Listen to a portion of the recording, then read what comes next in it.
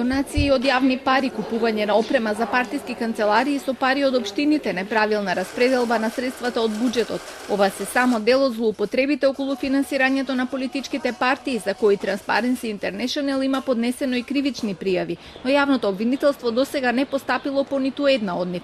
Голем проблем се и донациите од физички лица за партиите, што најчесто е вратата преку која корупцијата влегува во целиот систем. Оние кои што даваат големи пари за партиите, после очекуваат услуги од луѓето кои што ќе дојдат на власт. Очекуваат дека во нивна полза ќе се носат закони, ќе се носат некакви одлуки или ќе добиваат предност и приоритет при водењето на нивните деловни потвати, бизнеси, јавни набавки и така натаму.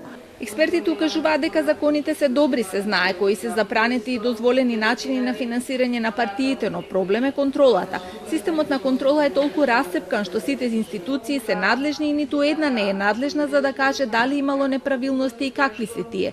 Силни се и одредбите од кривичниот законник, но никој не постапува по нив. Едно од можните решенија е партиите целосно да се финансираат од буџетот. Тоа е еден од механизмите за зголемување на контролата и практично исклучување на било какво нелегално финансирање. Но тоа ќе значи и одредување на поголеми средства од буџетот на Република Македонија за финансирање. Сепак тоа би требало Министерството за финансии да се произнесе дали реално е можна таква варијанта во Македонија или не.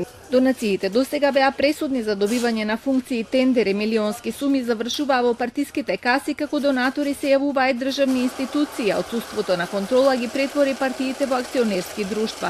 Работни групи во собранието подготвуваат нов закон со кој се предлага целосно финансирање од буџетот и се ограничуваат донациите. Но партиите засега не успеваат да се усогласат околу тоа кога тој да се донесе.